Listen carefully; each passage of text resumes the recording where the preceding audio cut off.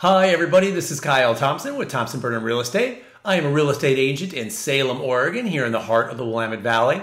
And today I'm going to talk to you about a subject that is coming up more and more often with my clients, ADUs, or accessory dwelling units. The city of Salem has been actively encouraging residents to add ADUs to their single-family homes for some time now.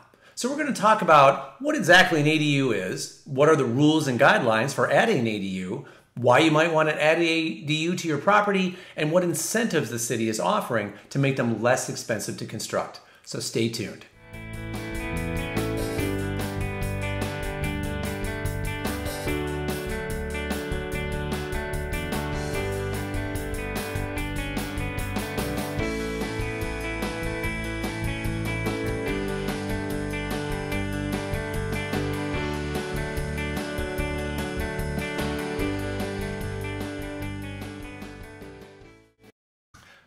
Before we get too far into this discussion, let's define what an ADU is and what it isn't. It is defined as an additional residential building that occupies the same lot as a primary residence. It can be attached to a main house, for instance a basement, but if attached to the main house, it cannot have a direct interior connection to the main house. It has to have its own separate entrance. It can also be a detached garage with an apartment above, or even a completely separate building. What separates it from a duplex or a triplex is that an ADU will make use of the water and energy connections of the primary house, while traditional multifamily properties will have separate meters for water and electricity for each unit. What separates it from a guest house is that it must have a kitchen and a bath. A guest house is just a separate place to sleep. An ADU is a separate place to live. There's been a lot of talk in the media about ADUs over the last couple of years as a new solution to affordable housing. But ADUs have been around for a long time, well over a century. But they fell out of favor after World War II. After World War II, there was a housing boom like none before. All the GIs came home and they started families. And at that time, home building was so rampant all over the country that residential areas were zoned to set limits on population density. Back then, cities didn't want density, and this made ADUs very difficult to get built. But it was in the early 1980s when laws started to be passed to ban localities from outlawing ADUs, as many of them had done. But a lot of cities still didn't want them and got around these laws by making the approval process very difficult and expensive, while also restricting the rental of the ADU to family members. For a long time here in Salem, ADUs were only approved if you could demonstrate a family hardship. And as a result, while ADUs were technically allowed, not all that many were built in Salem or anywhere else. Now here in Oregon, that all changed in July of 2018.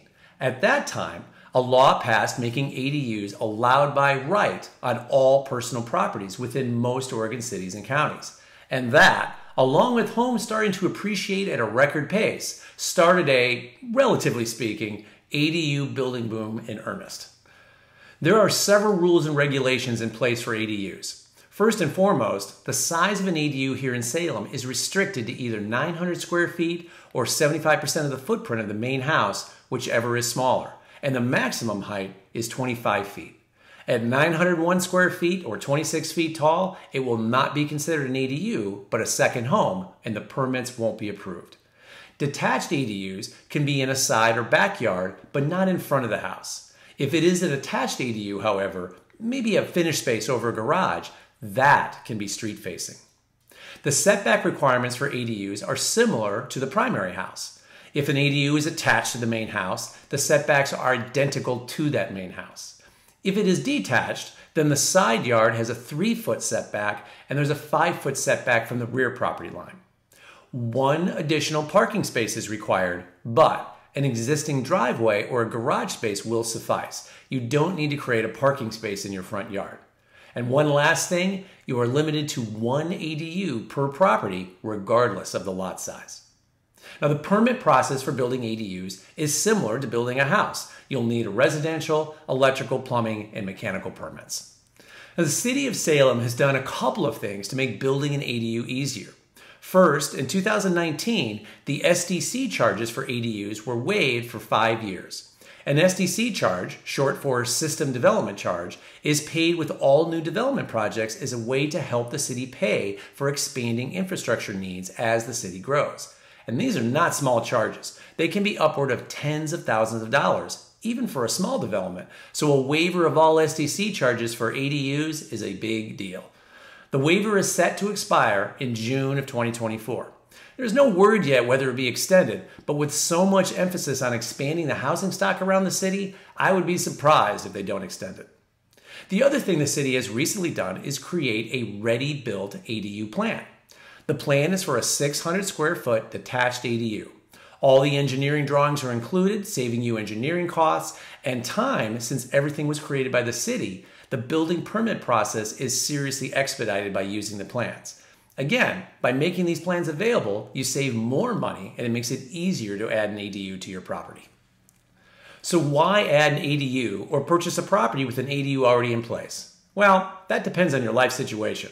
Now, I have a client who recently purchased a home with an ADU because their elderly father was going to live with them, but he still wanted his own separate space. He didn't just want a room in their house.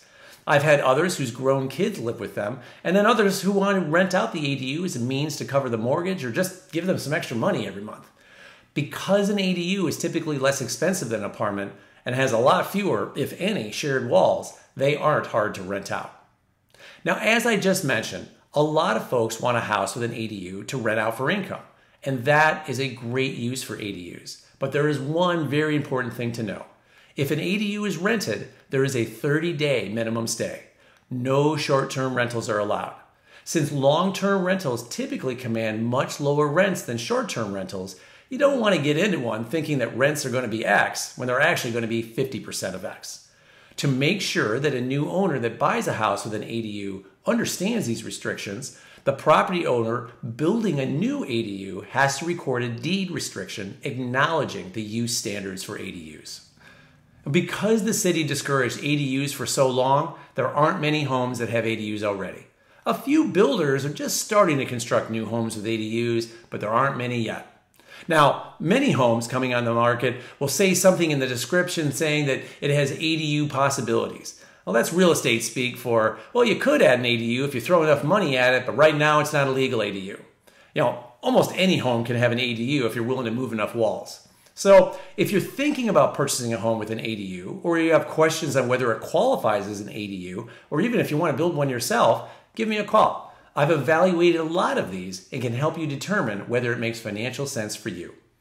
And that, folks, is all about ADUs. If you liked what you saw here and want to see more, hit that subscribe button on your screen and you'll be alerted when my next video goes live. I'll see you next time.